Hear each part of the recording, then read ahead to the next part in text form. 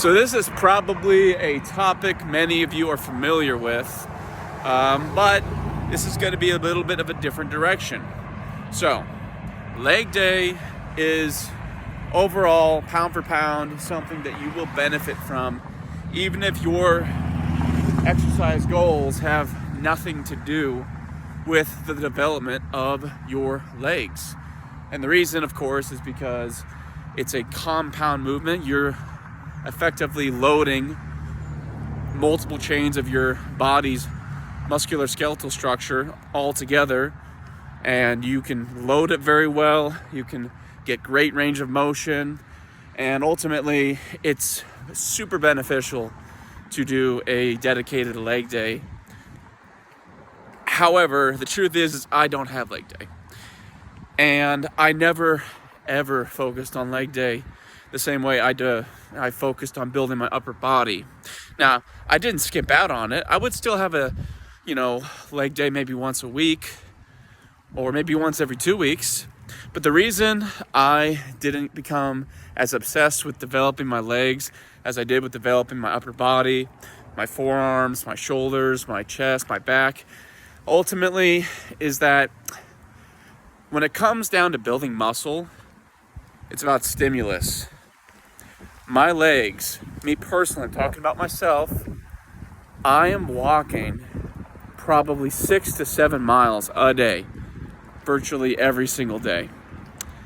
All right, and this is dynamic movement. It's sustainable, it's maintainable, right? And, I have very well developed legs overall. My legs are very proportional to my upper body, and my upper body is pretty well built. Ultimately, it's not lacking. My upper body is pretty impressive. Not necessarily impressive for the amount of time it took to build it. More so impressive in the sense that it's, a physique not most men develop at my age range. I'm 25. I'm turning 26 pretty soon here, right? But regardless, my legs are developed. They're not lacking. Even though I have not put anywhere near as much effort or intensity into building my legs as I have the rest of my upper body. Why is that? Ultimately, I have back problems. And I think these back problems probably began to manifest themselves when I was in the military, because a lot of the problems that would agitate the back, ironically, is sedentariness, accumulative, and, weight load on joints via stagnation for hours upon hours. For layman's terms, standing posts with a lot of gear on your back and your hips for hours upon hours out of the day, and it accumulates over the course of years. Now, I only did one enlistment. I did an extension on that enlistment for technically a year. It was a year long, or maybe even less. It might have only been 8 months. But regardless, I, accumulated a lot of hours standing post as a sentry with a flak jacket, with a duty belt, like a heavy, thick duty leather belt, a sidearm, miscellaneous gear, and it added up to about an extra 30 pounds to 40 pounds of weight strapped tightly to my body. Now that's perfectly fine. That's not an outrageous amount of weight to carry. However, when you have that kind of weight strapped so close to your body, and you're standing at one particular location and you're not moving from that location, and you're just staying there, you're stagnant, that invites irritation and sedentariness to your joints, which I think contributed to the deterioration in my lower back and my hips potentially, right? Which sucks because that impacts the way I'm able to train now. I can't just go to the gym and hit barbell back squat, and just smash it, because I have to be conscientious about my lower back. I have to be very, very considerate how I train, when I train, how much volume I get, how much intensity I put into the exercises, versus when I do forearms, I can literally just spam them and I feel great, okay? And listen, I was always conscientious about how I trained prior to accruing these apparent, debilitating injuries, right?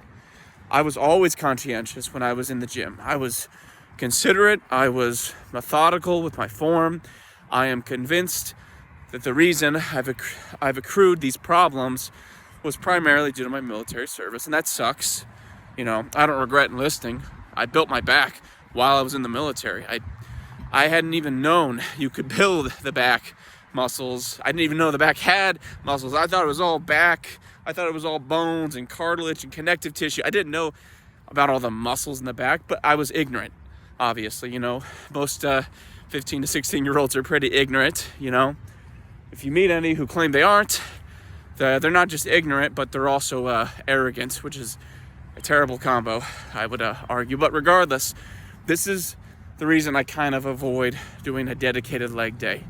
Walking works for me. Now, it doesn't necessarily mean everyone has to walk. I think it's probably one of the best activities you can do, to get stimulus for your legs. And frankly, it just feels better, right? And it's a good way for me to spend time on my day. And it's one of my, it's one of the things I care about. It's one of the things I enjoy. That's why I walk. And ultimately, it's a reason I don't worry about hitting the traditional leg exercises, and which, by the way, they're still absolutely valid, absolutely worth doing, and they're still absolutely worth implementing, generally. I just determined for myself that I, particularly in my case, don't have an overwhelming need for dedicated leg days because it doesn't really fit my goals, and it's only really inviting problems. And I'm at a stage in my life where I'm trying to mitigate problems as much as possible. So this is my take on leg day. You don't have to do leg day, okay? Frankly, I think I built my legs proportionately just from walking and doing sprints. And really, I haven't even been doing sprints that long. I've only been doing sprints for maybe the last year, and I would do it not so often either. I would only do it maybe once or twice a week. And it seems to always be good. And it seems to always be great. And I don't seem to ever injure myself from the activity itself. Now, obviously, if there's a hole in the ground and I step into it, I'll roll my ankle. But that's not because of the sprinting. That's because of the terrain, right? Which is why you gotta choose your terrain wisely when you do something like sprints, which I would argue is probably your bang for bang best activity, because it doesn't just give you similar stimulus that doing barbell back squats would give you, because sprinting is also an entire body exercise. You're using virtually every single part of your body when you do sprints, but it's also very conventional. It's very functional. I mean, sprinting is one of the commonest activities that we tend to lose at the earliest point in our lives. Going to 40, people never sprint again, and I want to be the exception to that, and I also want to be the example of what to be. So that's my take on leg days.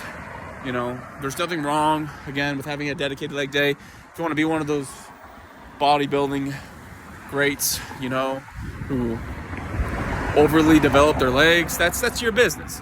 That's just something I decided I didn't really need nor want to do. But that's my thoughts about that.